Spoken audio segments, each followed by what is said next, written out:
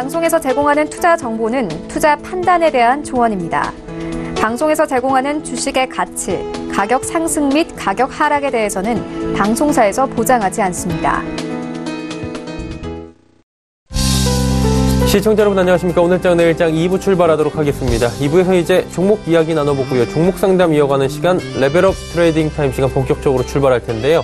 궁금하신 종목 있으신 분들은 100원의 정보 이용료 부과되는 샵 0082번을 통해서 종목명, 매수가격, 매수 비중을 적어서 보내주시면 원활한 상담을 잠시 뒤에 두 분의 전문가와 함께 이어가 보도록 하겠습니다.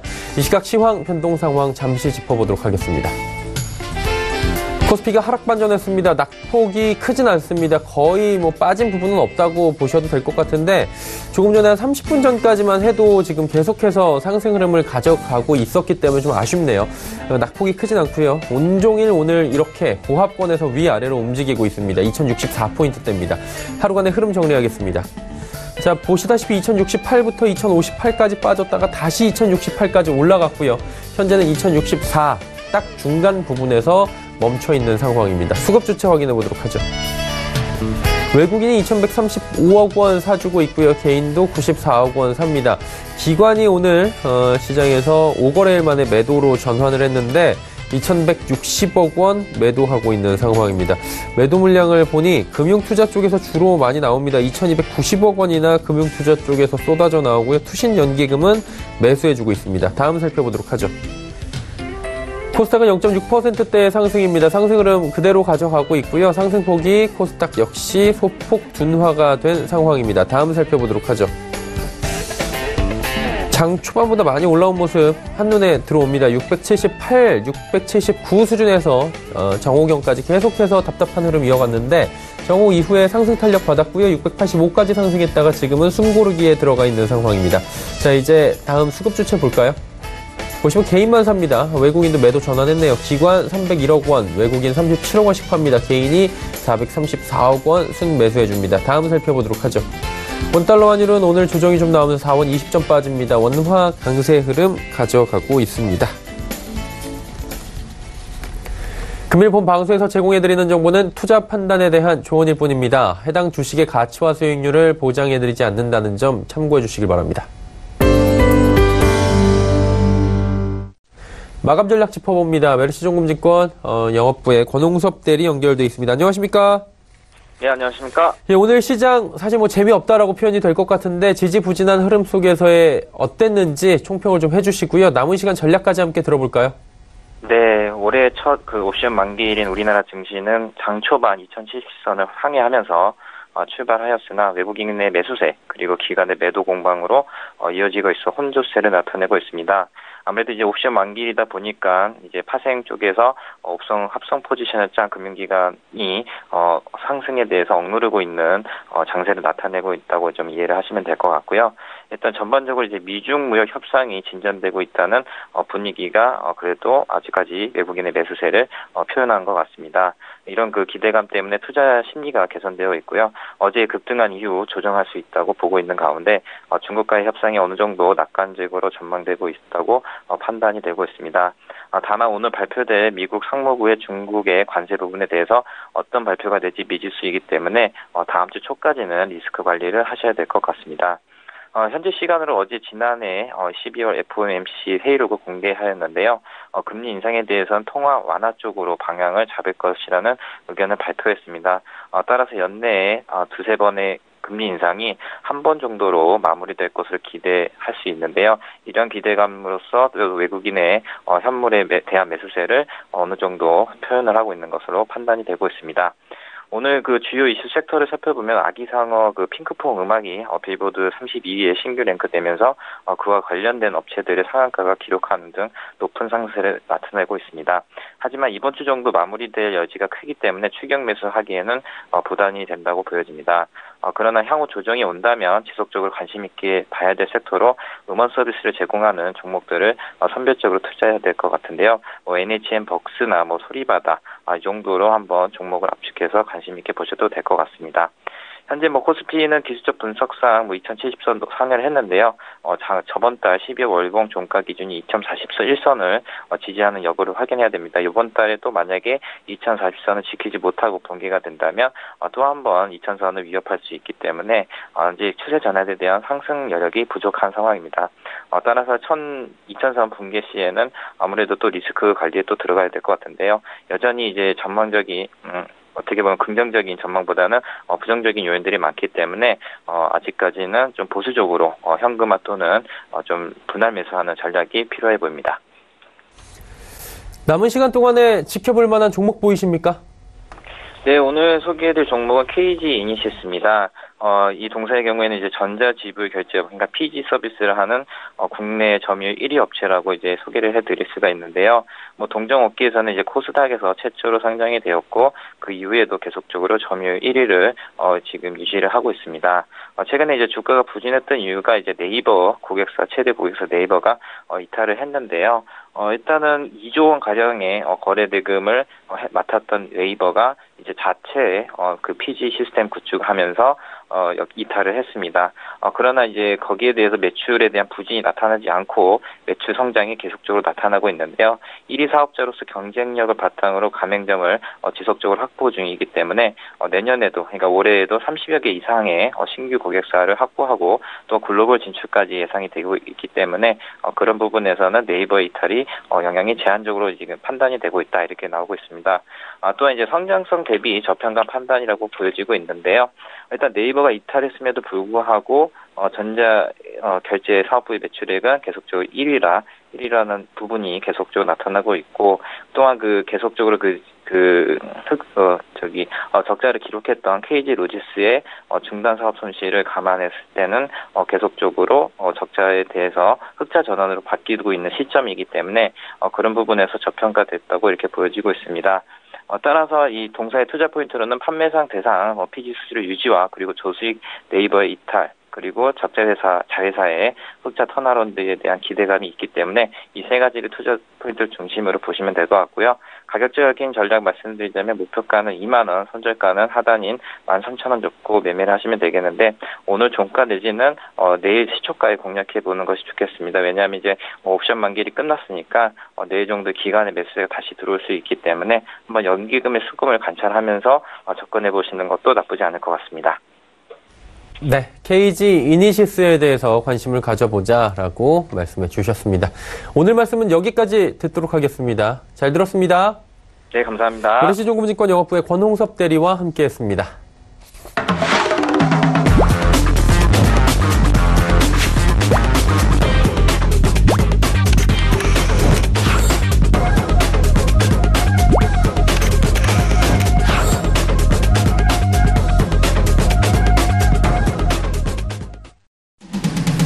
자, 이제 개별 종목 이슈로 넘어가 보도록 하겠습니다. 두 분의 전문가와 함께하는 시간, 레벨업 트레이딩 타임 시간입니다. 함께하시는 분들 바로 소개해드립니다. SK증권 서초 PIB센터 김현수 팀장, 스톡프렌즈 이재규 수석 전문가 함께합니다. 두 분 어서 오세요. 안녕하십니까. 예. 안녕하세요. 오늘 시장 상황에 맞는 종목들을 또 추천해 주실 텐데 한 종목씩 두 분과 함께 해보도록 하겠습니다. 먼저 김현수 팀장부터 가볼까요? 예. 우선은 첫 종목으로서 서부 T&D를 말씀드리겠습니다. 한국 주식시장에 상장된 기업 가운데 부동산 가치가 풍부한 기업으로서 1979년 화물 트럭 운송 사업자로 설립되어 물류업을 하는 과정에서 서울과 경기권의 부동산을 대거 보유하게 되었습니다. 최근 이를 개발하면서 부동산 가치가 높아지고 있는데요.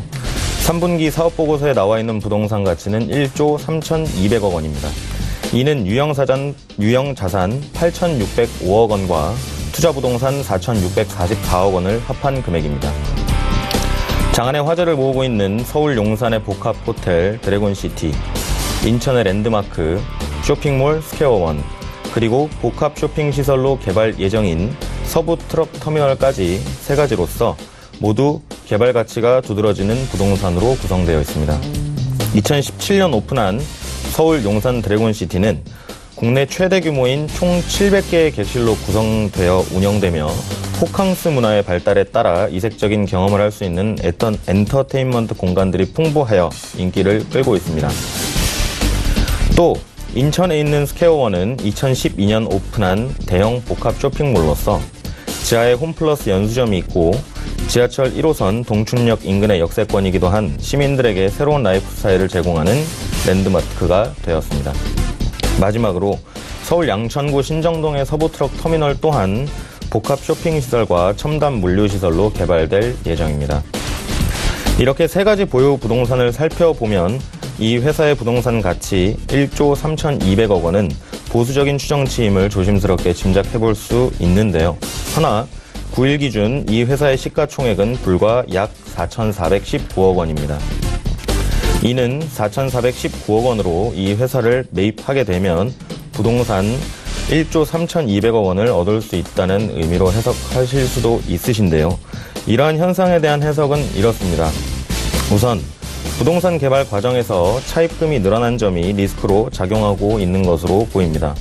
3분기 보고서 기준으로 이 회사는 단기 차입금 3,500억 원을 보유하고 유동금융부채 921억 원 포함, 이에 따라 지출되는 월 이자 비용이 73억 원가량입니다. 또 장기 차입금 4,931억 원의 상당액이 내년이면 단기 차입금으로 전환됩니다. 그리고 서울 드래곤시티 호텔이 개장한 지 1년 정도에 불과하여 아직 손익분기점을 맞추지 못하고 있는 점 또한 위험 요인으로 작용하고 있는 것으로 보입니다. 드래곤시티는 작년 2분기까지 30%대 투숙률을 기록한 것으로 파악됩니다만 영업이익으로 전환하기 위해서는 투숙률이 55%를 넘어야 가능할 것으로 전망합니다. 서울 드래곤시티 호텔의 영업 손실로 서부 T&D는 1분기에서 3분기까지의 매출액 735억 원, 영업 손실 104억 원, 당기 순손실 306억 원을 기록하였고 재무제표만으로만 보면 영업이익에서 영업손실로 전환된 것인데요. 이로 인해 9일 종가 기준 주가는 8,520원으로 지난해 이맘때 대비하여 25% 하락하였지만 두 가지 리스크 모두 해결 가능한 일회성으로 보입니다. 또한 서부 T&D의 이자 비용은 감당 가능한 수준으로 보입니다. 3분기 기준으로 현금성 자산 125억 원과 기타 금융자산 1,116억 원을 보유하고 있고 기타 금융자산의 대부분은 정기 예금이므로 필요할 경우 곧바로 현금 전환이 가능합니다. 또 이 회사는 3분기 영업 현금 흐름 286억 원을 벌어들였습니다만 이는 전년 동기의 97억 원 대비 194% 증가한 수치입니다. 서부 T&D의 턴어라운드가 올해 현실화될 것으로 전망하는데요. 올해 드래곤시티의 흑자 전환이 예상되기 때문입니다. 서울 교통의 중심인 용산에 위치해 있고 각종 국제 행사, 내국인 수요, 외국인 관광객 수요를 모두 충족시킬 수 있는 매력을 가지고 있으며 서울 시내의 호텔 객실 수급을 살펴보았을 때 여전히 중고가 객실은 공급 부족 현상이 나타나고 있으며 객실 500개 이상의 대형 특급 호텔도 손에 꼽을 정도입니다. 인지도만 높아지면 흑자 전환이 가능하다는 주장은 기정사실로 보이며 지난 7월 바캉스 시즌과 맞물리며 투숙률이 70%를 기록한 것으로 추정됩니다. 내수시장의 호캉스 문화, 국내 최대 규모 수준의 객실수 등과 한한령 해제, 그럼으로 인한 실적 모멘텀에 대한 기대감을 안고 중장기적으로 보셔서 매수가는 금일 종가, 목표가는 15,000원, 손절가는 7,700원으로 설정하겠습니다. 다음으로는 풍국주정을 말씀드리려 합니다. 지난해 말 정부가 수소차 육성을 위한 장기적인 비전을 제시한 데 이어 정의선 현대차그룹 수석 부회장이 이날 시무식에서 2030년까지 수소 전기차에 8조 원을 투자하는 내용의 경영 계획을 밝히면서 시장에선 수소차의 높은 성장성을 재차 확인했습니다. 수소차 관련주는 지난해 말부터 지속적으로 상승 흐름을 타고 있습니다. 지난해 12월 11일 현대차그룹이 수소차 비전 2030을 발표한 것을 시작으로 일주일 뒤인 18일엔 2022년까지 누적 수소차 보급 목표를 대폭 확대한다는 정부의 자동차 부품 산업 활력 제고 방안이 잇따라 발표되면서 시장에선 수소차 시장의 성장 기대감이 증폭되었고 수소 관련 종목들의 주가가 2배에서 3배 수준으로 급등하여 현재에 이르고 있습니다. 풍국주정의 2018년 3, 4분기 매출액은 324억으로 전년 동기 대비 14.76% 상승하였고 영업이익은 41억으로 전년 동기 대비 21.3% 증가하였습니다. 이 기업은 이번 분기를 포함하여 최근 4분기 연속으로 영업이익, 당기순이익의 흑자를 기록하고 있습니다. 특히 이번 분기의 매출액은 지난 3년 중 최대 실적이고 영업이익은 지난 3년 중 최대 이익으로 투자자들의 관심이 집중되고 있습니다. 각각 코스닥 상위 30%, 상위 37%에 랭킹되고 있는데요. 이러한 기조들로 인하여 지난 1월 8일 52주 신고가를 기록하고 있어 더욱 주목할 만합니다. 이날의 최근 거래일 기준 3일간 평균 거래량은 74만 주입니다. 이는 60일 일평균 거래량인 52만 주와 비교해보면 최근 거래량이 꽤 증가했으며 시장의 주목을 받는 종목이라는 점으로 해석할 수 있습니다. 또한 외국인과 기관의 보유량이 증가하는 추세를 보이고 있는데요. 최근 5일간 동 종목의 외국인 투자자는 약 3만 1천 주를 순매수하였고 마찬가지로 기관은 약 5만 3천 주를 순매수하였습니다. 그러나 외국인, 기관 모두 보유량은 증가하는 추세에 있지만 최근 한 달간 풍국주정의 매매 회전율을 보셨을 때 9일에 한 번꼴로 주식의 주인이 바뀐 것으로 나타납니다. 이는 상당히 높은 회전율을 보인 것으로 과열 양상을 보이는 듯 하는데요. 하지만 이러한 기조에 기대셔서 단기로서의 판단보다는 세계적으로 입이 모아지는 친환경 에너지 개발에 대한 목소리, 그리고 그에 따른 한국 수소산업 로드맵에 따르면 대한민국 국내 수소 수요는 2018년 약 190만 톤의 수준에서 2050년 1,700만 톤까지 확대되고 관련 경제 효과는 70조 원에 달할 것으로 전망하고 있습니다. 이러한 모멘텀과 미래 산업의 전망을 보시고 중장기적으로 접근하시어 금일 종가의 진입 목표가는 35,000원, 손절가는 18,000원으로 설정하겠습니다. 다음으로는 헐리우드이 선택한 VFX 전문 기업으로서 설립 3년 만에 눈에 띄는 성과를 내고 있는 위즈윅 스튜디오입니다.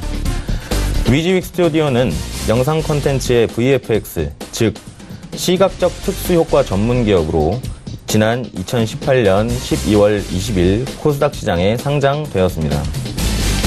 2016년 4월에 설립된 이후 단기간에 성공적인 헐리우드 진출과 실적을 기록하였습니다. 2018년 5월 국내 최초로 미국의 월트 디즈니 스튜디오의 전체 공정 심사를 통과하여 공식 협력사로 선정되었으며 2018년 3분기 수출 비중은 약 32%, 누적 매출액 183억 원, 영업이익 40억 원과 영업이익률 21.7%, 당기순이익 37억 원으로 2017년의 연간 실적을 훌쩍 넘어섰습니다. 또한 앞으로도 밝은 전망이 지속될 것으로 보이는 부분은 헐리우드의 스크린X 채택입니다.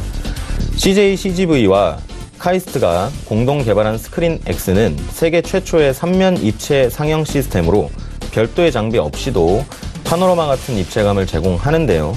2015년 한국 영화에 본격 적용이 되었고 2018년 마블 스튜디오, 워너브라더스 등의 할리우드 대작들도 스크린X 채택이 확산되었습니다. 스크린X는 2018년 7월 기준 국내 83개, 전 세계 143개의 상영관이 운영 중이며 빠른 속도로 해외에 진출 중입니다. 작년 국내 대표작으로는 안시성 전투를 방대한 스케일로 그려내어 540만 관객을 동원한 영화 안시성의 시각 특수효과를 담당하였고, 또한 앤트맨과 와스프, 블랙팬서, 아쿠아맨 등 작년에 히어로 대세작들로서 크게 흥행했던 2018년 5편의 헐리우드 개봉작의 스크린X용 제작에 참여하였습니다. 이러한 시각 특수효과 전문 기업으로서 올해 월트 디즈니와 스크린X의 힘을 얻어 고성장이 예상되는 바입니다. 위즈윅 스튜디오는 2019년부터 월트 디즈니의 라인업 중 15편의 스크린X 버전에 참여를 시작, 헐리우드를 주력 매출처로 자리 잡을 것을 전망하고, 또한 CJ-CGV와 2019년 12편의 스크린X용 특수효과를 제작하는 MOU를 체결하였으며 국내 제작 예정인 넷플릭스 오리지널 드라마 킹덤2의 시각효과 작업 또한 예정되어 있습니다. 매출액의 30% 이상을 차지하는 뉴미디어 부문의 전시, 광고, 공연 등에서도 VFX 채택이 확대되면서 성장세를 이어가고 있습니다. 이러한 기대감에 힘입어 지난 9일 위즈윅 스튜디오는 전 거래일 대비 3.47% 오른 13,400원의 장을 마감하였으며 장중 한때 13,700원까지 올라 신고가를 기록하기도 하였습니다. 또한 지난해 12월 코스닥 시장에 상장한 이후 12일 거래일 중 3일을 제외하고는 모두 상승 마감하였습니다. 위즈윅 스튜디오는 상장 첫날인 지난달 20일 시초가 대비 약 17% 하락하며 부진하였지만 이후 상장 첫날의 종가 대비 이날까지 약 43%를 상승하며 기세를 올려나가고 있습니다. 앞으로의 미디어 산업 발전에 대한 기대감과 미디어 플랫폼들의 독자적 콘텐츠 생산에 대한 시장 경쟁 과열화, 그리고 위즈윅 스튜디오의 경쟁력 등으로 보아 중장기적인 접근으로서 매수가는 13,500원, 목표가 2만원, 손절가는 11,000원으로 설정하겠습니다. 다음은 올해 목표 라면 시장 점유율의 30%를 돌파를 다짐하고 있는 오뚜기입니다. 오뚜기는 18년도 4쿼터 연결 영업이익이 5.9% 증가를 전망하며 시장 컨센서스에 부합할 듯 합니다. 18년도 4쿼터 연결 매출액과 영업이익이 각각 5,514억 원, 320억 원으로 추정되며 컨센서스인 매출액 5,503억 원, 영업이익 326억 원의 대체로 부합할 전망입니다. 면 제품류 판매 호조세가 전체 외 형성장을 견인하는 가운데 지난 3분기 부진했던 소스, 유지 등 캐시카우 품목의 매출 증가에 따른 이익 레버리지 효과가 예상되며 또 작년 10월과 11월에도 쌀류 등 원재료 가격 상승 부담이 있는 제품에 대하여 가격 인상을 단행했고 원가 부담이 상당 부분 해소됐을 것으로 판단됩니다. 또한 면제품류를 비롯한 전 사업 부문의 매출 성장이 예상됩니다. 건조식품류와 양념소스류 등의 매출이 각각 3.2%, 3.1% 늘었고 유지류 매출도 1.3% 증가했을 것으로 예상됩니다. 국물 라면의 수요가 증가하는 계절적 영향과 미역국 라면 등 프리미엄 제품 출시 효과로 면 제품류 매출액은 전년 동기 대비 11.4% 증가한 1,688억 원으로 전망됩니다. 시장 조사기관 닐슨에 따르면 출시 30년이 되던 지난해 상반기 진라면은 봉지라면 시장 점유율 13.9%를 기록하며 신라면과의 격차를 3%포인트 차이로 좁혔고 10년 전인 2008년 20%가 넘었던 격차가 7분의 1로 줄어든 것입니다. 올해 매출액은 2조 3,679억 원, 영업이익은 1,623억 원으로 전망되며 이에 3분 요리류, 즉석밥, 죽 등 가정 간편식의 판매 호조세가 올해도 지속될 전망으로서 2019년 실적 추전치 상승분을 반영하여 금일 종가에 진입하시고 목표 주가를 95만원, 손절가액은 70만원으로 설정하겠습니다. 다음 종목은 한솔재지입니다.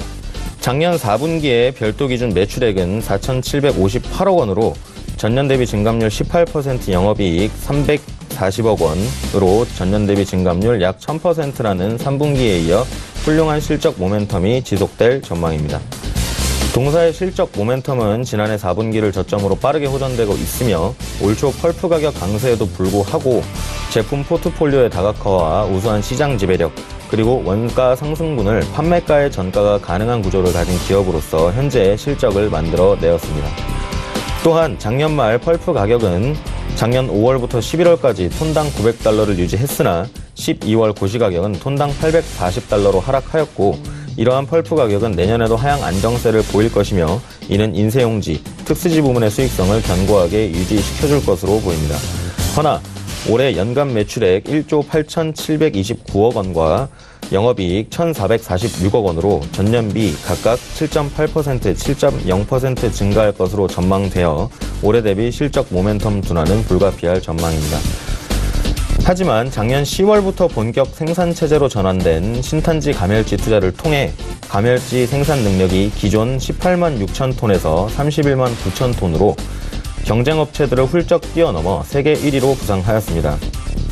일본의 오지제지가 28만 7천 톤, 퀼러사의 20만 톤, 기온사의 18만 5천 톤, 30만 톤이 넘는 유일한 생산 능력을 가지게 되었으며 2020년에는 10만 톤 추가 생산에 매출액 2천억 원, 영업이익 300억 원의 증액이 가능할 전망입니다.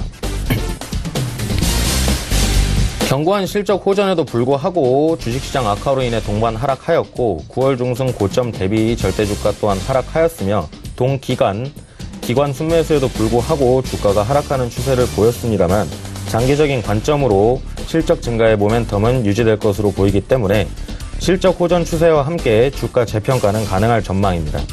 현 시점을 좋은 매수 기회로 활용할 필요가 있어 보이는 종목으로서 금일 종가로 매수 포인트를 잡고 목표가 3만원, 손절가는 전 저점인 15,500원으로 설정하였습니다.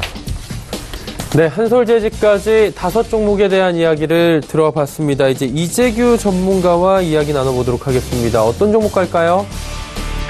네, 안녕하세요. 반갑습니다. 제가 오늘 5종목을 준비해왔는데 이번에도 5종목을 준비해왔습니다. 첫 번째 종목부터 좀 말씀을 드려보자면 가장 먼저 준비한 종목은 현대로템이라는 종목입니다.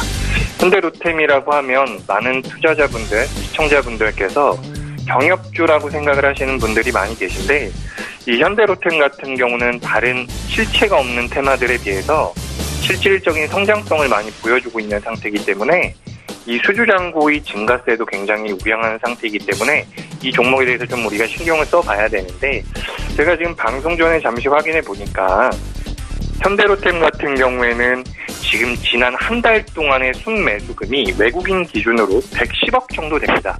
약 125만 주에 350억 정도가 됩니다. 굉장히 많은 물량을 외국인들이 매수를 해주고 있는 상황인데 실질적으로 우리가 시장에서 여러 가지 이슈들이 있고 내용들이 있긴 하지만 그런 내용들보다 더 중요한 것은 매매를 하고 있는 주체들이 매수를 하고 있느냐, 매도를 하고 있느냐라는 거죠. 그렇기 때문에 지금 이 상태에서 현대로템을 보게 된다면 외국인들이 최근 한 달 동안 들어와 있는 자금이 300억을 넘어간다라는 것은 충분히 주가의 상승 여력이 남아있다라는 거죠. 최근 시장에서는 굉장히 대북주로만 엮여가지고 오늘도 좀 밀리는 모습들이 나오고 있는데 대북주라는 모멘텀은 플러스 알파의 요인이지 실질적인 이 회사의 수주 모멘텀이 굉장히 강한 상태이기 때문에 신경을 써서 좀 살펴보시고 매매를 해보신다라고 한다면 좋은 결과가 나오지 않을까 싶습니다. 그래서 제가 오늘 준비를 해오기를 매수가 같은 경우는 28,000원 이하, 그리고 목표가는 3만원, 그리고 손절가는 26,500원으로 잡아드리도록 하겠습니다. 자, 그리고 두 번째로 제가 준비한 종목은요, CS-윈드라는 회사입니다. 이 CS-윈드 같은 경우는 좀 생소하실 수도 있는데 뭐 하는 회사냐면 풍력 관련되어 있는 풍력주라고 보시면 됩니다. 예전엔 동국 SNC가 굉장히 많이 이슈가 됐었던 부분이 있는데 CS-윈드가 몇 년 전에 성장을 하면서 굉장히 많이 커졌죠.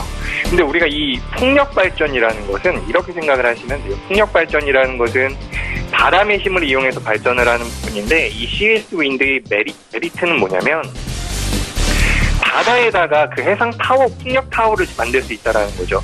바다보다 이 내륙보다는 바다에서 훨씬 더 강한 바람들이 불기 때문에 해상 타워에 대한 메이저 업체인 CS-윈드 같은 경우는 풍력 업계가 좀 커지게 된다면 당연히 수혜를 받을 수밖에 없다라는 겁니다.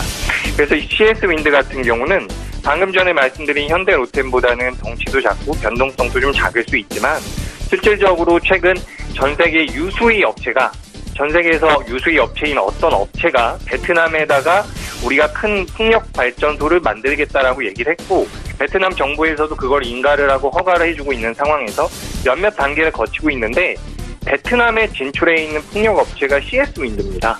실질적으로 CS-윈드 베트남 지부에서의 매출이 굉장히 많이 늘어나고 있는데 여기서 이 베트남 쪽에서의 해상 풍력 타워에 대한 수주를 받게 된다면 메리트가 굉장히 커질 수밖에 없다라는 거죠. 실질적으로 성장성도 굉장히 좋은 회사라는 겁니다. 그리고 이 베트남뿐만 아니라 미국에서도 이 풍력 발전에 대한 메리트가 계속해서 커지고 있는데 전체적인 업황 같은 경우는 2030년까지, 2018년도, 2019년도부터 2030년까지 이 해상 풍력에 대한 지분을 30배 정도 늘릴 거라는 계획이 나오고 있다라는 거죠. 그렇기 때문에 미국에서는 이제 풍력 시장이 개화되고 있다라는 말들이 많이 나오고 있는데 이런 부분들이 CS 윈드의 실질적인 실적 모멘텀으로 작용할 가능성이 있고 앞으로도 계속해서 풍력 발전이 성장하게 된다면 계속해서 이슈가 될 수 있는 종목이기 때문에 CS 윈드도 제가 한번 말씀드려보도록 하겠습니다. CS 윈드 같은 경우는 매수가를 28,000원으로 잡고요. 28,000원 이하로 잡고요. 28,000원 이하로 잡고 목표가는 29,500원, 손절가는 27,000원으로 잡도록 하겠습니다. 이 CS 윈드는 메이저 업체예요. 굉장히 기술력이 뛰어난 회사이기 때문에 계속해서 관심을 갖고서 매매해 보시면 도움이 될 것 같습니다. 그리고 세 번째로 준비한 종목은 제가 마지막으로 준비한 두 종목 같은 경우는 변동성이 큰 테마성이 강한 종목이기 때문에 이렇게 좀 느리고 정상적이라기보다는 내재 가치가 좀 뛰어나고 규모가 큰 회사들 같은 경우는 이게 마지막 종목인데 제가 마지막 종목으로 준비한 종목은 대덕전자입니다. 시청자분들께서도 차트를 보시면 아시겠지만 굉장히 강한 하방 경직을 보이고 있어요. 지금 4거래일 동안 음봉이 나오고 있는데도 버텨주는 모습인데 이 대덕전자 같은 경우는 대덕 GDS를 인수한 회사죠. 인수가 아니라 합병을 한 상태인데 자회사였던 대덕 GDS를 합병을 한 상태인데 이 대덕전자 같은 경우는 PCB 관련주입니다. 뭐 지금 이제 FPCB라 그래서 플렉서블 디스크 휘어지는 폴더블 폰 같은 데에 들어가는 PCB에 관련되어 있는 회사라고 보시면 되는데 그래서 예전에는 스마트폰과 관련되면서 굉장히 주가 흐름이 강하게 나왔었던 회사죠. 근데 이 회사 같은 경우는 지금 이제 대덕 GDS와 합병이 되면서 이 PCB 관련되어 있는 스마트폰 부품주로서 뿐만 아니라 5G에 관련되어 있는 메리트가 생겨나고 있는 상태입니다. 저번 주에도 제가 5G에 관련되어 있는 메리트를 설명을 드린 적이 있는데 이 대덕전자 같은 경우는 통신 장비 중에 하나인 MLB라는 MLB 매출이 2018년도 대비해서 2019년도까지 매출액이 약 40% 정도 이상 증가할 가능성이 높은 회사이기 때문에 실질적으로 방금 전에 말씀드렸었던 CS 윈드처럼 실적 성장이 예상되고 있는 회사라는 겁니다. 그렇기 때문에 굉장히 메리트가 있고요. 이 회사 같은 경우도 처음에 말씀드렸던 현대로템처럼 기관의 매수가 들어오고 있는데 이 회사 같은 경우는 지금 약 110억 정도, 지난 한 달 동안 약 110억 정도의 매수가 들어오고 있는 상황입니다.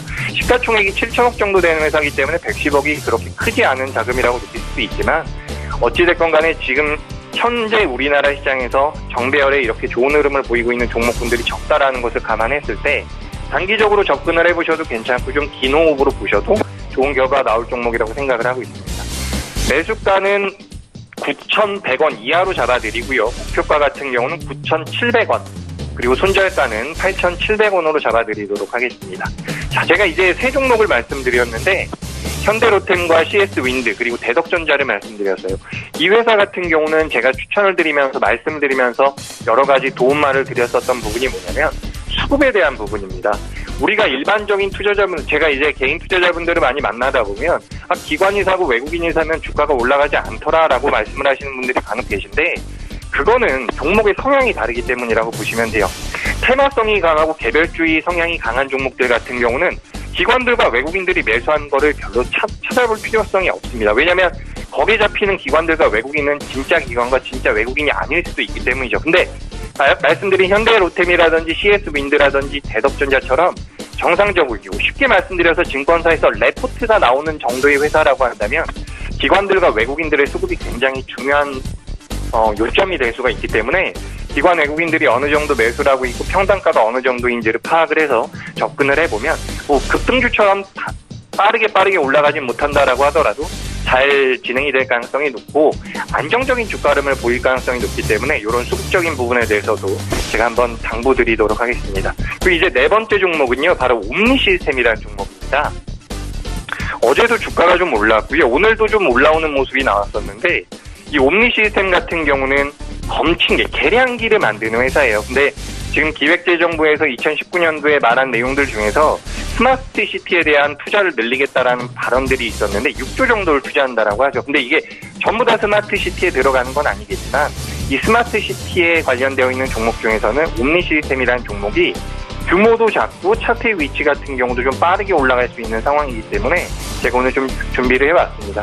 이 회사 같은 경우는 바이오스마트, 다른 상장사죠. 바이오스마트의 자회사고요. 실질적으로 테마성으로 많이 움직이는 회사인데 지금 이 회사가 중국에서 스마트 시티를 개발할 때 참여했었던 이력들이 있기 때문에 실질적으로 스마트 시티라는 것이 이슈가 된다라고 한다면 자회사에 대한 메리트도 있고 해서 충분히 빠른 변동성을 가져갈 수 있는 종목이 아닐까라고 생각이 됩니다. 그래서 옴니 시스템 같은 경우는 변동성이 좀 클 수 있기 때문에 너무 많은 자금보다는 좀 적당한 자금, 적은 자금으로 좀 짧게 보시면서 매매를 하시면 좋을 것 같습니다. 그리고 제가 이제 마지막 5번째로 준비한 종목은요. 바로 이니텍이라는 종목입니다. 최근에 오늘도 뉴스 보니까 블록체인 관련돼서 그 가상화폐라고 하죠. 비트코인이라든지 여러 가지 가상화폐들이 있는데 거기에 들어가는 원천 기술을 우리가 블록체인 기술이라고 많이 이야기를 해요. 근데 이 부분 같은 경우도 정부 주관에서 신성장 동력, 원천 기술 R&D 대상에서 이런 블록체인에 관련되어 있는 기술 투자금을 늘리겠다라는 말들이 나왔기 때문에 이 부분이 금융 보안 업체로서의 이니텍에 대한 메리트가 될 수 있다라는 거죠. 지금도 이니텍 같은 경우는 국내 금융 보안에 관련되어 있는 모바일 보안에 관련되어 있는 기술력이 굉장히 뛰어난 국내 점유율 1위 업체의 회사인데 이 회사 같은 경우는 기본적인 자기 사업에서 수익이 나고 잘 진행이 되고 있는 과정에서 블록체인과도 엮여서 테마성으로 움직이게 된다면 조금 더 강하게 움직일 가능성이 굉장히 높다라는 겁니다. 얼마 전에 작년이었죠. 작년에도 이제 BC카드와 제휴를 해서 블록체인 기술이 들어가 있는 기술 카드를 발간을 했는데 그런 부분들이 앞으로 이니텍에 관련되어 있는 메리트가 될 수 있다라는 말씀을 드리고 싶습니다. 그리고 지금 이 이니텍 같은 경우는 제가 매수가와 목표가, 손절가를 좀 정해드려보자면 매수가는 5,850원 이하로 제가 좀 잡아드리고요. 목표가는 6,500원. 그리고 손절가 같은 경우는 5,300원으로 잡아드릴 겁니다. 근데 이 마지막에 말씀드린 옴니 시스템과 이니텍 같은 경우는 제가 앞전에 말씀드린 현대로템과 CS윈드와 대덕전자와는 좀 다른 성향을 띠고 있는 거죠. 지금 다른 성향을 띠고 있는 이 두 종목 같은 경우는 변동성이 커질 수가 있는데 앞전에 말씀드린 것들이 기관들과 외국인들, 즉 메이저라고 우리가 표현을 하는데 이런 메이저들의 매매 포지션이 중요하다라고 한다면 이런 옴니 시스템과 이니텍 같은 경우는 이 회사를 지배하고 있다라고 생각이 되고 있는 어떤 주체의 포지션이 굉장히 중요합니다. 근데 이 두 종목뿐만 아니라 지금 우리나라에 상장되어 있는 대부분의 기업들, 특히나 중소형 기업들 같은 경우는 2018년도에 하락장이 너무 심했기 때문에 그 하락장에서 세력들까지 몰려있을 가능성이 굉장히 높다라는 거죠. 제가 말하는 세력이라는 것은 기관도 될 수 있고 외국인도 될 수 있고 우리가 흔히 말하는 사모펀드 같은 주체들도 될 수가 있는데 그런 주체들까지도 몰려있을 가능성이 높기 때문에 지금부터 거래가 어느 정도 터지느냐 덜 터지느냐를 따져보면서 대응을 해본다면 이 옴니 시스템과 이인텍 같은 경우는 앞전에 말씀드린 세 종목보다는 조금 더 변동성은 크지만 짧은 시간 내에 좋은 결과물을 얻어낼 수 있다라는 말씀을 드리고 싶습니다. 제가 오늘 준비한 종목은 이렇게 5개입니다. 네, 좀 안정적으로 투자를 할 수 있는, 굳이 나누자면 세 종목과 테마성으로 강하게 움직일 수 있는 종목들 두 종목을 꼽아주셨습니다. 단기 접근 종목들 리뷰 들어갑니다. 김현수 팀장은 지난주 LG화학 추천해 주셨는데 결과 어땠습니까? 네, 말씀드리겠습니다. LG화학은 글로벌 전기차 시장의 급성장 전망으로 인하여 배터리 시장의 과점화가 가속화될 것을 예상하고 생산 확대에 열을 올리고 있는 기업입니다. 배터리 생산 특성상 규모가 커질수록 원료 단가와 고정비가 줄어들어 수익성이 향상되는 것과 신생 회사들의 장벽 효과가 발생할 것이라는 분석. 세 번째로는 중국의 전기차 보조금 정책의 폐지로 인해 동등한 조건에서 경쟁하는 만큼 선제적인 투자로 생산 능력을 확대해 나가는 전략을 펼치고 있는데요. 이러한 투자의 이런 계획에 따라 전일 4거래일 기준 연속 상승세를 보이며 꾸준하게 수익을 내고 있었으며 최근 난징시와의 어제 즉 9일 투자 계약을 체결을 하였고 공장에 조금 더 추가 투자를 하기로 진행을 하여 앞으로도 꾸준하게 매수 의견은 유지하도록 하겠습니다. 네, 그럼 오늘은 어떤 종목이 좀 단기적으로 유명해 보입니까? 이번 주에 단기 접근 추천 종목은 아까 말씀드린 통곡주정입니다. 지난해 말부터 정부와 현대차의 계획까지 굉장한 호재들로 인해 수소차 관련주는 지속적으로 상승 흐름을 타고 있습니다. 수소차 비전 2030과 자동차 부품 산업 활력 제고 방안이 잇따라 발표되면서 성장 기대감이 증폭되었고 종목들의 주가는 2배에서 3배 급등에 현재 이르고 있는데요. 2018년 3, 4분기 매출액 증가와 이번 분기를 포함해서 4분기 연속 영업이익 당기순이익 흑자를 기록한 점을 보아 한 달간 매매 회전율이 몰리는 것을 보았을 때 주식의 주인은 9일에 한 번꼴로 빠르게 바뀌기는 하였으나 외국인, 기관 모두 보유량이 증가하는 추세와 그리고 친환경 정책에 기대어 금일 종가에 진입하시어 목표가 35,000원, 손절가 18,000원으로 설정하겠습니다. 네. 풍국주점까지 말씀을 들어봤고요. 이제 이재규 전문가 지난주에 솔리드 말씀해 주셨는데 지난주에 말씀해 주신 종목들이 전체적으로 움직임이 굉장히 좋았던 것 같습니다. 솔리드 리뷰 들어볼까요? 예, 제가 지난주에 말씀드렸었던 종목 중에서 뭐 KG케미칼이라든지 한올바이오파마, 뭐 NH투자증권, 위닉스 같은 종목들이 좋은 흐름이 나왔는데 제가 한 종목 찍어서 말씀드렸었던 솔리드 같은 경우는 주가 흐름이 그렇게 강하지는 않았습니다.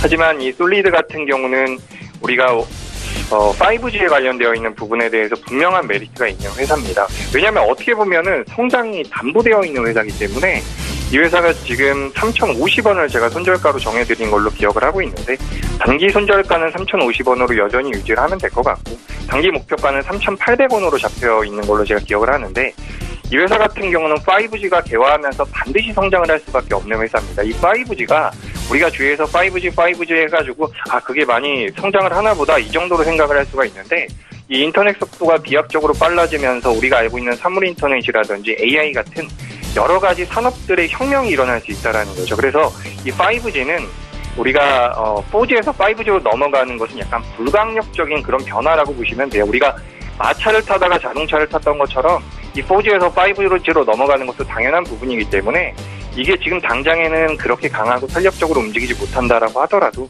제가 말씀드린 목표가까지를 잡고서 대응을 해본다면 충분히 좋은 결과가 나올 수 있을 거라고 생각을 합니다. 네, 솔리드 말씀해 주셨고요. 그렇다면 이번 주에는 어떤 종목이 좀 유망해 보이십니까? 예, 이번 주는요, 제가 아까 전에 5종목 말씀드릴 때 마지막으로 말씀드렸었던 이니텍이라는 종목입니다. 요즘에 뭐 제로페이라든지 뭐 핀테크나 관련되어 있는 전자결제에 관련되어 있는 부분들이 많은데, 아까 전에 KG 이니시스에 대해서 말씀을 하셨던 것처럼, KG 이니시스도 전자결제 관련주죠. 이런 결제에 관련되어 있는 쪽에서 보안에 관련되어 있는 투자도 정부에서 굉장히 많이 이루어지고 있고, 아까 전에 말씀드렸던 것처럼 신성장 동력이나 원천 기술 R&D 대상에도 포함이 되고 있는 상황이기 때문에 이런 블록체인 관련주로서도 그리고 보안에 관련되어 있는 종목으로도 이니텍이라는 기업이 굉장히 메리트가 있다라고 생각을 합니다. 좀 걱정이 되는 것은 이게 거래량이 되게 적은 종목이에요. 그렇기 때문에 거래량에 좀 민감하게 생각을 하시는 분들이나 자금이 크신 분들은 이런 종목은 좀 피해 주셨으면 좋겠고, 이제 자금을 좀 작게 매매하시는 분들 같은 경우는 매수가를 뭐 오늘 종가로 해서 목표가는 6,500원 그리고 손절가는 5,300원으로 이렇게 잡아드리도록 하겠습니다. 거래량이 좀 적은 종목인다. 이 부분만 좀 유의를 하자라고 말씀해 주셨습니다. 자, 시장의 특징 살펴보도록 하겠습니다. 김현수 팀장은 오늘 시장의 특징 어떻게 보셨습니까? 네, 오늘의 특징주로서는 오렌지 라이프를 말씀을 먼저 드리려고 합니다. 네. 금융당국이 이르면 16일 신한금융지주의 오렌지라이프 인수를 승인할 전망이며 신한금융은 금융위원회의 인가를 받는 대로 인수작업을 마무리하고 신한생명과 오렌지라이프의 사업통합을 본격화할 방침입니다. 지난 7일 금융권에 따르면 현재 신한금융의 오렌지라이프 자회사 편입에 대한 금융당국 인가심사를 최대한 빨리 마친다는 방침으로 이달 중 금융위 전체회의의 안건에 올릴 수 있을 것으로 보이며 신한금융은 지난해 11월 15일 금융당국에 오렌지라이프 편입 인가를 신청했으며 이에 따라 금융위는 전체회의가 열리는 이달 16일 늦어도 30일에는 오렌지라이프 인수를 승인할 것으로 예상됩니다. 당국의 주요 심사 기준인 사업계획, 자금 조달 방법, 경영 관리의 적정성 등에는 문제가 없다고 판단한 것으로 보이지만 한 가지 걸림돌은 최고 경영자 리스크였습니다. 허나 최근 경영진, 임원진 인사로 CEO 리스크가 해소되어 부담을 덜어낸 만큼 인가 전차를 서둘러 마무리 짓겠다는 방침입니다. 신한금융은 오렌지라이프 인수 승인을 받으면 MBK 파트너스의 인수대금을 치르고 신한생명과 오렌지라이프의 물리적 합병을 위한 기반을 닦을 예정으로서 신한생명과 오렌지라이프의 자산을 합하면 60조 원 이상으로 빅5 생명보험사에 편입되며 업계 4위인 NH농협생명을 바짝 추격하게 됩니다.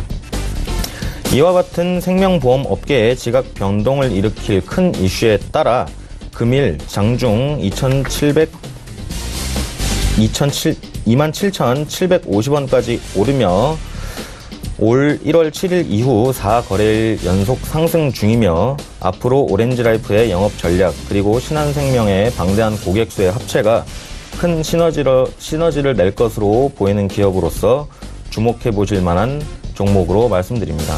네. 자, 이재규 전문가는 오늘 시장에 어떤 종목이 좀 특징적으로 보이시던가요? 예, 오늘 지금 굉장히 많이 빠지고 있는데 장 초반에 급등이 나왔었던 아난티라는 종목입니다. 원래 에머슨 퍼시픽이라는 사명을 가지고 있었던 회사인데 최근에 남북경협주 관련돼서 굉장히 강한 모습이 나오고 있죠. 오늘 장중에 10% 이상 올라갔다가 지금 마이너스 5%까지 빠졌는데 이 종목이 좋다라고 해서 특징주로 가져온 건 아니고요. 남북경협주에 대한 내용을 조금 말씀을 드리고 싶어서 가지고 왔습니다. 저번 주에도 제가 종목 상담을 할 때 세명전기에 대해서 말씀드릴 때 남북경협주들이 예전과는 다르게 중장기적인 메리트가 있다라는 말씀을 드린 적이 있는데 이렇게 아난티처럼 너무 많이 올라간 종목 같은 경우는 너무 빠르게 급하게 쫓아들어가게 되면 어려워질 가능성이 있기 때문에 제가 아까 전에 말씀드렸었던 현대로템이나 지금 철도 관련주들 같은 경우는 오랜 기간 조정을 받은 상태이기 때문에 대아티아이라든지 현대로템 같은 기업들은 우리가 이제 중장기적인 실제 수혜를 기대하고 매매를 해볼 수 있다라는 말씀을 드리고 싶어요. 지금 아난티 같은 경우는 시가총액이 코스닥 기준으로 11위까지 올라온 상태인데 말씀드렸던 것처럼 이제 경협주라는 것이 중장기적인 메리트도 분명히 있기 때문에 이렇게 너무 많이 올라간 종목을 급하게 따라 들어가기보다는 충분히 실질적인 수혜를 받을 수 있는 종목에 대해서 어느 정도의 시간 텀을 두고 분할 매수 접근으로 하는 게 굉장히 유리할 거라는 생각이 듭니다. 그래서 경협주 같은 경우는 예전과는 다르게 좀 긴 호흡으로 보시는 것도 저는 괜찮다라는 말씀을 드리고 싶습니다. 경협주에 대해서 특히 아난티를 필두로 하는 경협주의 흐름에 대해서 좀 짚어주셨습니다. 종목 상담 이어갑니다. 100원의 정보 이용료 부과되는 샵 0082번을 통해서 문자들 주셨는데 첫 번째 종목은 2244번님의 후성입니다. 1,900원의 비중이 높네요. 60%. 전만 부탁드립니다 하셨는데 팀장님 어떻습니까? 네, 후성은 불소화합물을 기반으로 냉매가스, 2차 전지 등을 영위하는 기업입니다. 30년간 영위해온 불소화합물 사업은 선도적 위치에 있으며 냉매 사업은 세계적 환경 규제의 대상으로서 사업 허가권이 더 이상 발급되지 않아 높은 진입 장벽이 있어 독보적이라고 말씀드릴 수 있습니다. 18년도 3분기 기준 전년 동기 대비하여 매출액은 4.83% 증가하였고 영업이익은 2.03% 증가하였으며 냉매가스, 반도체, 특수가스, 2차 전지, 전해질까지 세 가지 사업은 국내 유일이거나 독보적인 위치에 있는 기업입니다.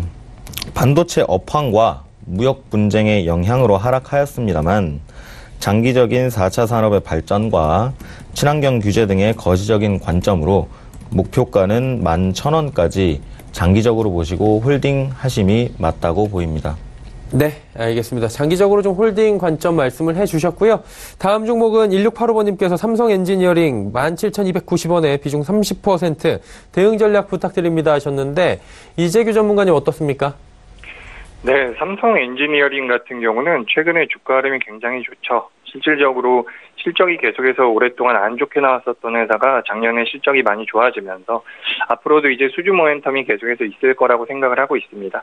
제가 지금 차트를 보여드리기가 좀 어려운데 차트를 보시면 알겠지만 이 회사 같은 경우는 일본 기준으로 굉장히 많이 올라온 것처럼 보이지만 실질적으로 월봉이나 주봉 기준으로 봤을 때는 이제 막 돌아서는 모습을 보이는 부분이기도 합니다. 그래서 지금 실질적으로 이 회사 같은 경우는 단기 평선들이 약간은 꼬여있긴 하지만 정배열을 이어가고 있는 상태이기 때문에 시장이 반등을 하게 된다면 저는 반드시 올라올 수 있을 만큼의 메리트가 있는 종목이라고 생각을 하고 있습니다.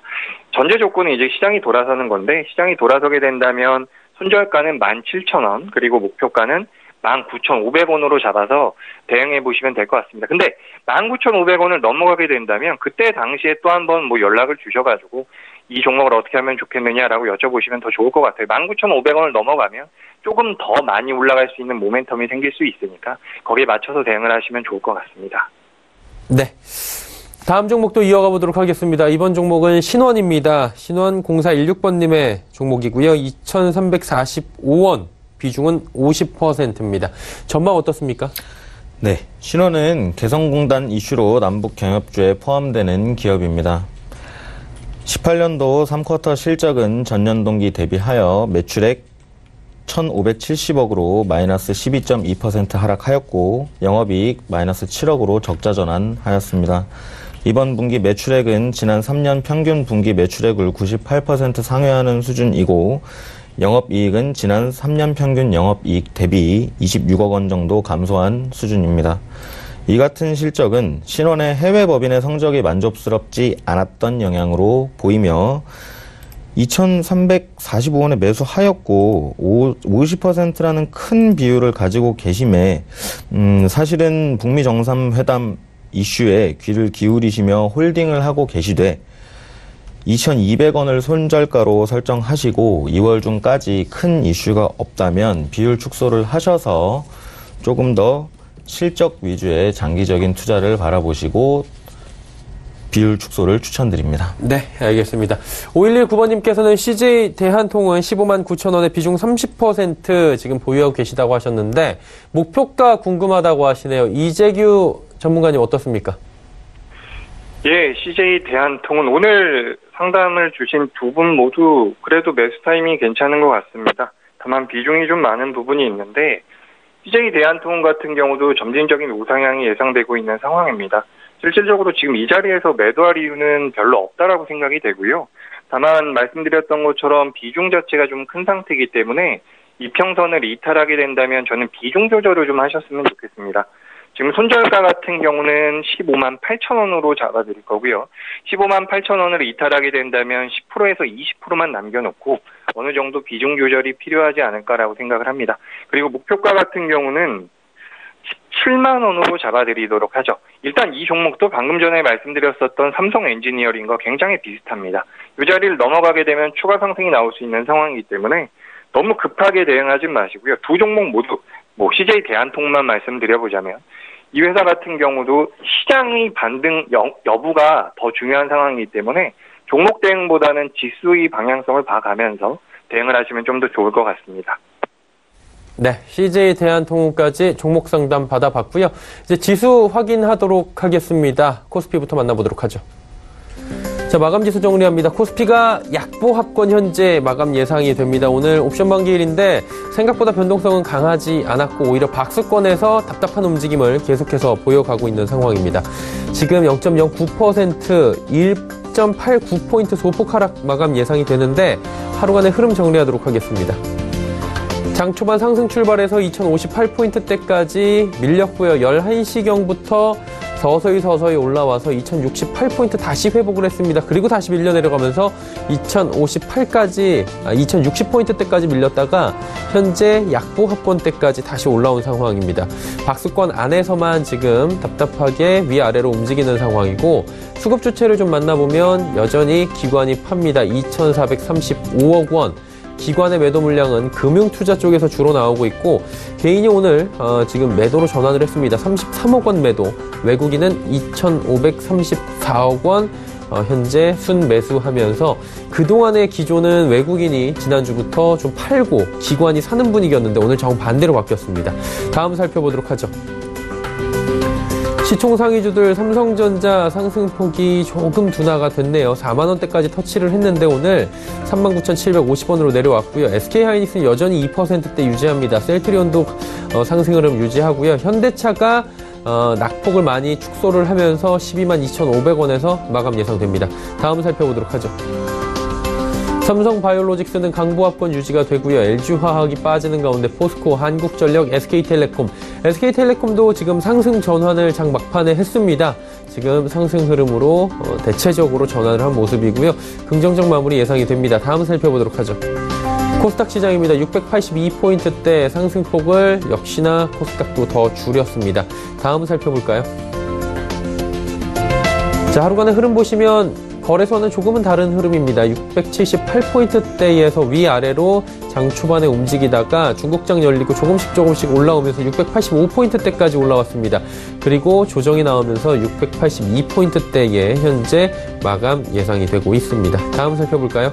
수급 주체 보시면 개인만 여전히 삽니다. 외국인의 매도 물량 줄어들었고요. 기관은 327억 원 여전히 팝니다. 개인이 468억 원 순매수해주네요. 이제 시총 상위주들 마지막으로 살펴볼 텐데 셀트리온 헬스케어 하락 전환을 했고요. 하지만 신라젠, CJ ENM, 바이로메드, 포스코 캠텍까지 시총 2, 3, 4, 5위 종목들이 잘 달려줍니다. 특히나 CJ ENM은 최근에 18만 원대를 찍고 저점 찍고 지속적으로 올라오고 있는 상황입니다. 다음 살펴볼까요? 자, 메디톡스가 0.4%의 하락, 그리고 펄어비스가 1.98% 하락합니다. 하지만 나머지 종목들이 좋은데요. HLB 오늘 반등 나왔고요. 스튜디오 드래곤 역시 95,000원대 위로 올라오면서 96,300원. 코스닥에서는 이번 주에는 엔터, 특히나 방송 관련 업종들이 선방을 하는 모습이 보여집니다.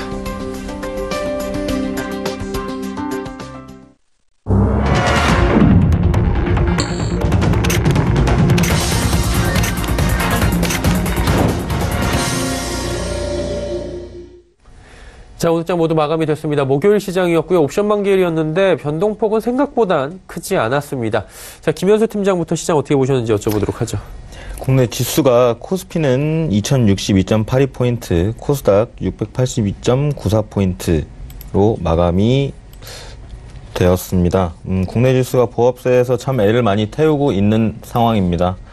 하지만 조금 더 긴 호흡으로 실적과 매크로 경제의 흐름을 파악하시어 편안한 마음으로 내일장도 다시 맞이하셨으면 좋겠습니다. 성공 투자를 기원하겠습니다.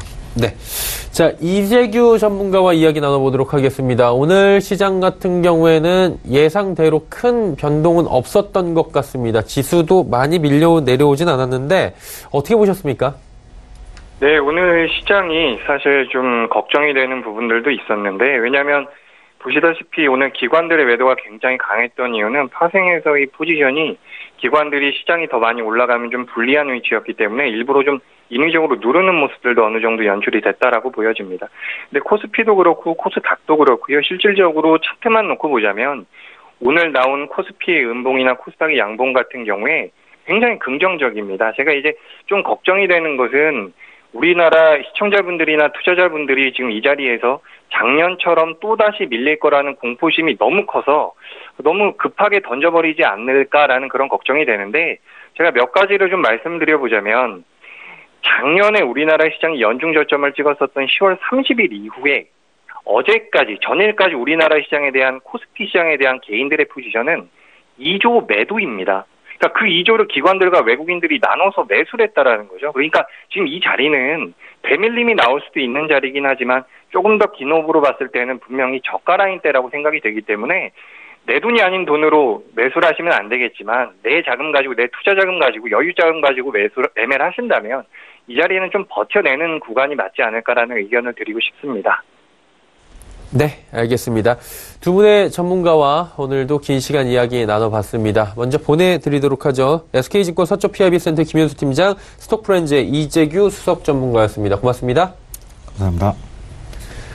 지수 정리하도록 하겠습니다. 코스피가 소폭 하락했습니다. 2063.20포인트의 거래 마감했고요. 코스닥 살펴봅니다. 0.53% 올라가면서 683포인트대에 맞췄고요. 원달러 환율 정리합니다. 3원 80전 내렸네요. 1118원 30전에 거래 마감했습니다. 자, 오늘 시장 이슈 짚어드립니다. 김동섭의 마켓뷰 출발합니다.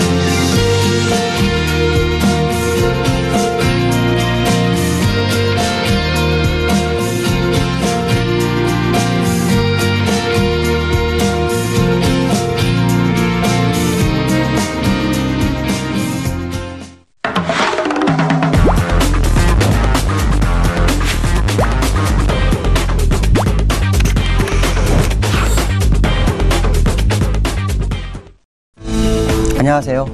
김동석입니다. 오늘 옵션 만기인데 잘 버텼죠. 사실 오늘은 외국인들이 그동안 매수한 게 있었기 때문에 좀 주의를 좀 해볼 필요성이 있다라고 말씀드렸었는데 외국인들이 오히려 시장을 받쳐주면서 시장을 끌어줬죠. 좀 아쉬운 것은 기관이 3일 연속 매도를 합니다. 왜 아쉽냐면 지금처럼 시장이 받쳐줄 때 기관들이 같이 좀 받쳐주면 시장이 좀 더 많이 갈 수 있지 않을까 뭐 이런 생각이 드는데요. 기관들은 오늘도 2,600억을 매도합니다. 오히려 기관 중에서 이제 기금만 이제 매수를 좀 해주는 그런 양상인데요.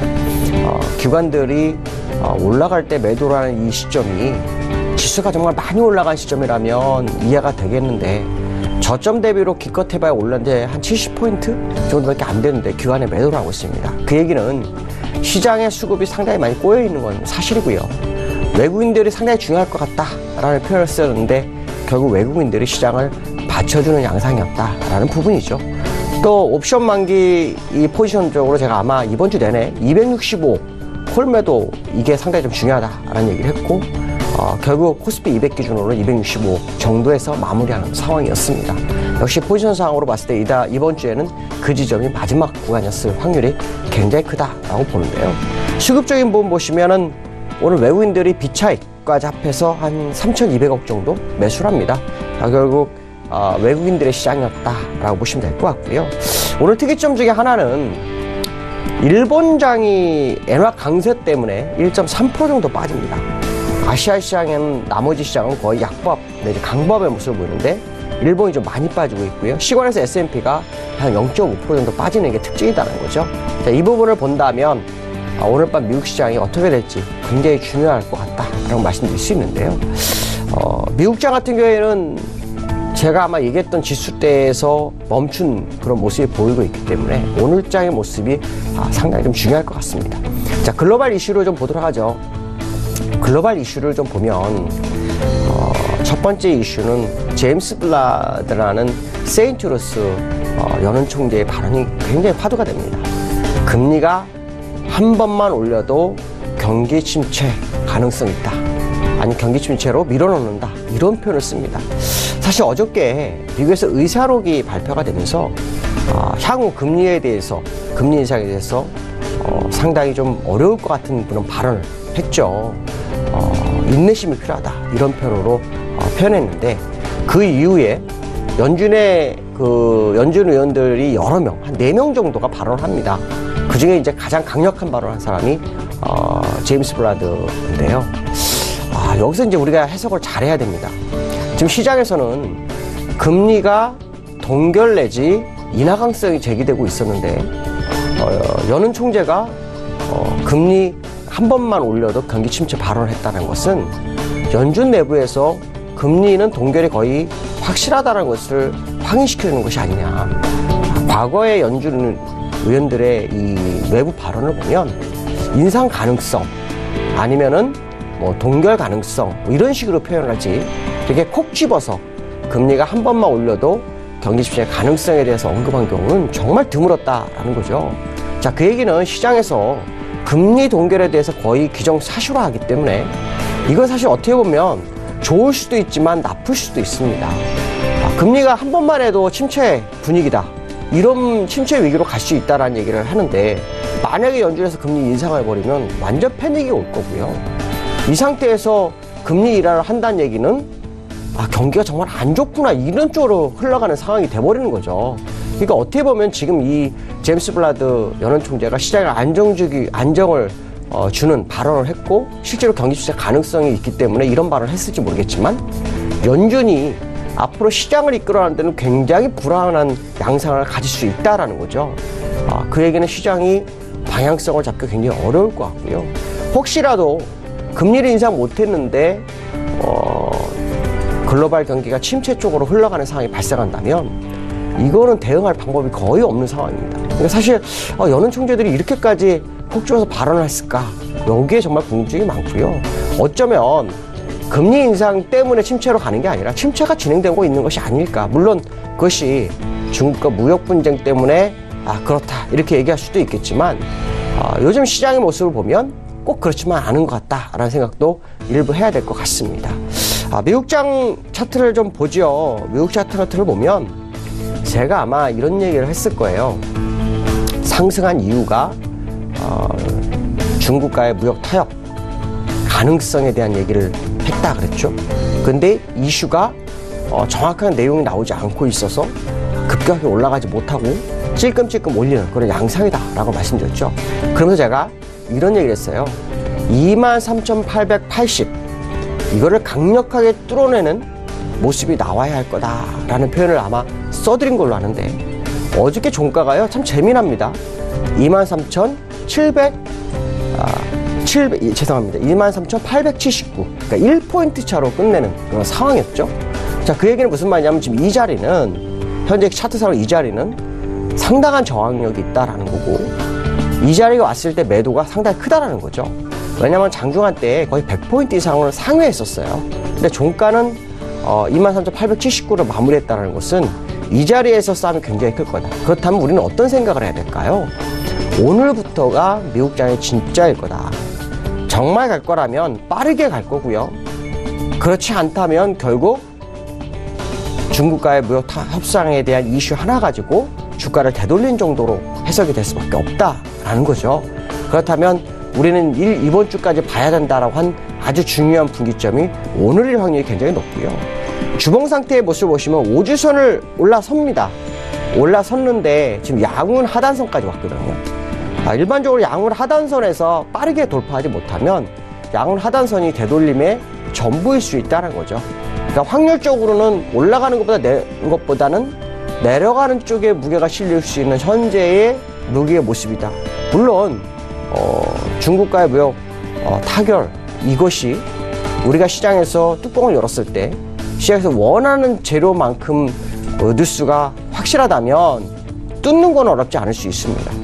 그러나 만약 그렇지 않다면 우리가 속담대로 루머에 있어서 뉴스에 팔아야 되는 그런 상황이 아닐까라는 생각도 일부 해봐야 될 것 같고요. 어쨌든 제가 여러분들에게 말씀드리고 싶은 것은 이번 주는 이제 중요한 분기점에 다가왔기 때문에 정말 시장을 잘 관망을 하시면서 접근할 필요성이 있다라는 것을 말씀드리고 싶습니다. 자, 두 번째 이슈 보도록 하죠.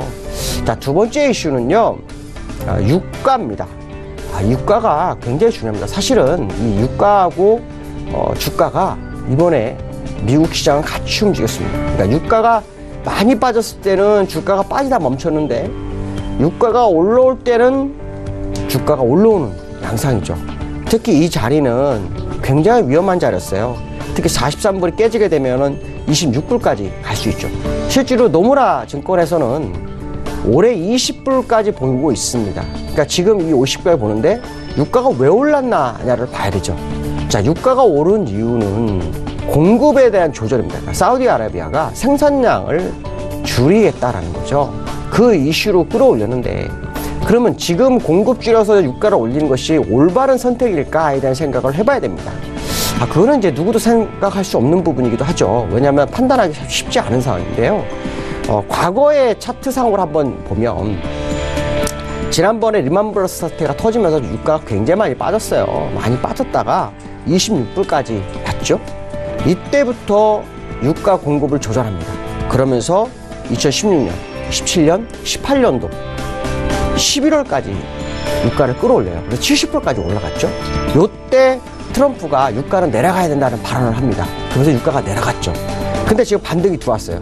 근데 요 시점에서는 공급 조절에 의한 유가 상승이었다면 시간적으로 2, 3년이 지난 이 시점에서는 공급으로 올려서는 안 된다는 거죠. 수요로 올려야 됩니다. 이게 무슨 말이냐면 공급은 유지되되 수요가 늘어서, 그러니까 경기가 화랑을 타서 이 수요가 너무 많아서 공급으로 해결이 안 돼서 유가가 올라가는 양상이 나와야 되는데 그렇지 못하고 오히려 꼬꾸라졌다는 거죠. 그런데 다시 공급을 가지고 나왔다? 그렇다면 이건 한편적으로 본다면 시장이 굉장히 침체되어 있다는 것을 의미하는 게 아니냐. 그렇다면 지금 상승이 추세적으로 갈 거냐에 대한 생각을 해봐야 되는데 실제로는 추세적으로 가지 못할 확률이 더 크지 않겠나라는 생각을 해볼 수 있다는 거죠. 그렇다면 결국 유가의 일시적인 반등이라면 지금 위험자산인 다우 또 증권 쪽으로는 이게 100% 추세장일 것인지에 대해서 한 번쯤 생각해 봐야 될 것 같다라고 말씀드릴 수 있고요. 그 얘기는 앞으로도 유가가 계속해서 시장의 방향성을 나타낼 거라고 판단이시기 때문에 유가 쪽의 방향성을 지속적으로 봐야 될 것 같습니다. 자, 오늘 목요일이죠. 다음 주 또 내일에 대한 생각도 여러 가지로 해봐야 될 것 같습니다. 실제로 시장이 강하게 올라온 것은 아시겠지만 우리나라 같은 경우에는 이 삼성전자 같은 죄송합니다. 사태가 없네요. 네, 삼성전자 같은 종목들이 시장을 이끌어줬어요. 이 전기전자 업종이 반도체에서 사실은 슈퍼스타들이 꺾인 상태에서 많이 빠져서 삼성전자 38,000원도 깨졌던 그런 상황이었는데 지금 4만 원을 눈앞에 두는 상황이죠. 그래서 지난번에 제가 아마 삼성전자가 이 지점에서 빠르게 올라오는 지가 굉장히 중요한 관건일 거다라는 표현을 한번 써드렸는데 결국 삼성전자가 올라오면서 시장의 방향성을 이끌어준 건 사실이죠. 자, 문제는 뭐냐면 삼성전자가 추세적으로 더 끌고 갈 수 있는 자리가 있느냐에 대한 부분이 굉장히 중요한데 제가 볼 때는 그렇지 않을 수 있다는 거죠. 너무 많이 빠진 거에 대한 되돌림, 또 시장을 방어해야 되겠다는 시장의 어떤 심리가 삼성전자를 끌어올린 것이 아닐까라는 부분인데요. 이거를 이제 코스피로 한번 봐야 되지 않을까라고 보는데 삼성전자가 끌어올린 모습이 코스피를 끌어올린 시점은 거의 일치합니다. 그래서 코스피 차트를 보면 일단 쌍바닥에 대한 부분은 어느 정도 확인됐죠. 제가 아마 7거래일 동안 이 지점이 다시 저점을 깨는지를 보시라고 말씀드렸는데 현재는 안 깼습니다. 근데 제가 아마 2080이 돌파되는지가 굉장히 중요할 거다라는 표현을 한번 썼죠. 근데 지금 실제로는 어떻게 보면 2080을 못 갔어요. 오늘 장중 최고 고점이 2070입니다. 여기서 이제 십자도지 음봉이 나온 상태라서 이거를 보면은 여기서 물량을 받아서 올라가는 걸까에 대한 생각을 굉장히 많이 할 수 있습니다. 그러나 이 장의 모습은 사실 미국 장하고 같이 봐야 됩니다. 만약 오늘 미국 장이 앞에서 말씀드린 것처럼 많이 흔들리는 모습이 나온다면 지금 우리나라도 이 자리가 반등의 마지막일 수도 있다는 생각을 해야 되죠. 자, 그렇다면 우리가 시장을 대응할 때 어떻게 해야 될까요? 첫 번째는 60일선이 꼭 돌파가 돼야 됩니다. 60일선이 오늘 얼마 제가 말씀드린 2080였잖아요. 지금 2072포인트입니다. 그러니까 2071을 얼마나 빠르게 돌파하느냐가 상당히 중요하죠. 근데 그렇다고 해서 추세로 방향을 잡았냐라고 본다면 그것도 아닙니다. 왜냐하면 쌍바닥이지만 이 고점 부분, 요 지점이 돌파가 돼야만이 진짜인데요. 이 지점 지수는 사실은 2130이라는 거죠. 그러니까 어떻게 보면 2071을 돌파한다 할지라도 그것이 추세를 잡았다라고 보기에는 굉장히 어렵다는 거죠. 쌍바닥 지점에서 저점이 올라왔지만 여전히 방향성은 모호한 상태다. 특히 중국과 미국이 무역 협상에 대한 이슈가 나왔는데도 불구하고 지난번에 2130일까지도 못 올라온 현재 상상이라면 시장이 만만치 않은 국면은 맞을 것이다. 그렇다면 결국 60일선 돌파가 누구에 의해서 되느냐, 외국인에 의해서 될 것이냐, 기관에 의해서 될 것이냐, 이게 굉장히 관전 포인트가 될 것 같습니다. 근데 제가 볼 때는 기관들이 매도한 것이 상당히 걸립니다. 그러니까 결국 기관들이 외국인과 동조해서 60일 돌파하는 모습이 확연히 드러났을 때 그것이 진짜 추세일 것이다 라는 생각을 해봐야 될 것 같습니다. 어려운 장 속에서 매매를 하시지만 그래도 시장이 희망을 잃기에는 좀 이른 시점일 수도 있다는 생각도 좀 일부 해보시면서 시장 접근하시면 되지 않을까 이렇게 말씀드릴 수 있을 것 같습니다. 오늘 여기까지로 하겠습니다. 감사합니다.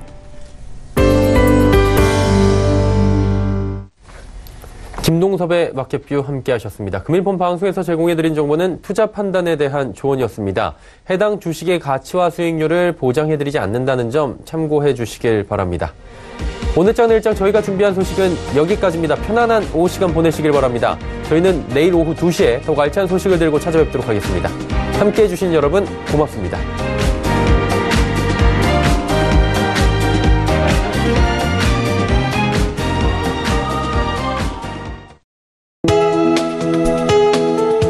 방송에서 제공하는 투자 정보는 투자 판단에 대한 조언입니다.